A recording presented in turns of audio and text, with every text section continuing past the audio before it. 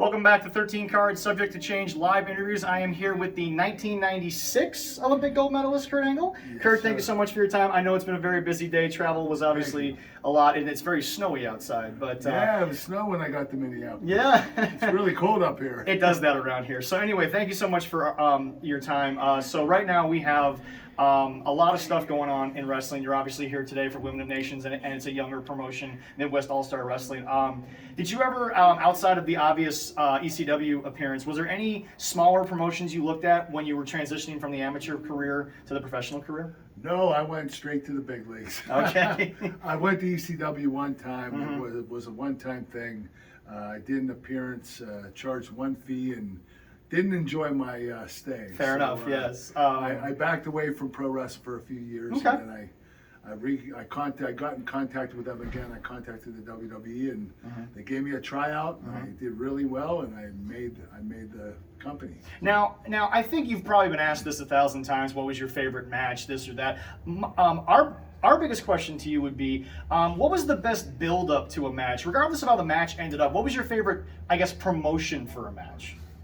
My favorite build-up was really calm and laid back. It was against Brock Lesnar. Oh, okay. When he first started, when he came in, Vince McMahon had huge plans for him. I was going to main event WrestleMania 6 months after Brock came in, and Vince wanted Brock to be ready by then. Okay. So we started doing these pre-tapes where we walk down the hallway and kind of stare at each other and gawk and give each other looks, just walk by. Okay. And then the next time we would say a couple comments to each other and walk by. And it was really subtle. It seemed but a lot the like... build-up was really strong. Fantastic. It seemed a lot like the build-up between you and Joe the first time in TNA.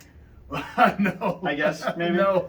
You guys didn't do a lot for that. Joe, yeah, straight up headbutt. Yeah. Yeah, it was violent from the beginning, so it was the complete opposite. What was it like, I guess, going to an indie promotion? I guess a lot of people thought it was at that point.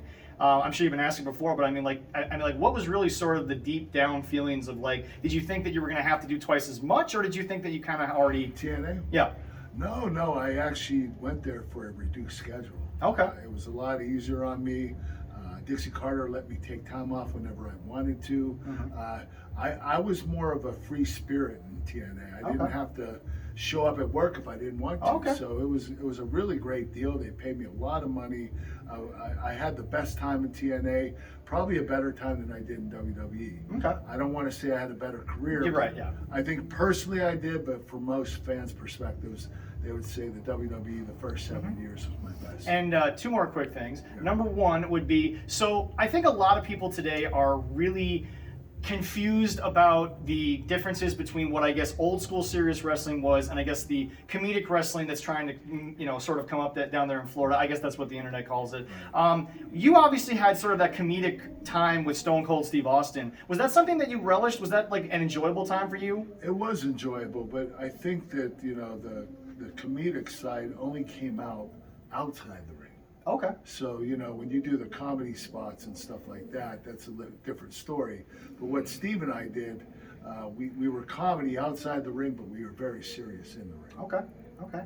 And I guess the only last question would be, what is life like now that you're doing more of an appearance type schedule versus the actual physical side of the ring? Well, a lot less travel. Yeah. But I am busy doing my supplement company. I run a supplement company. I own it. And I do a podcast right now. So I'm pretty busy with that stuff. And, with my personal appearances, it keeps me pretty busy. Okay. All right. Well, feel free to plug the supplement company or your podcast. Chicken snacks from Physically Fit Nutrition. Go to physicallyfit.com to get your orders. Kurt, thank you so much. I appreciate it, sir. It's an absolute pleasure. You have a wonderful rest of your day. Oh, it's true. It's damn true. Thank you, guys.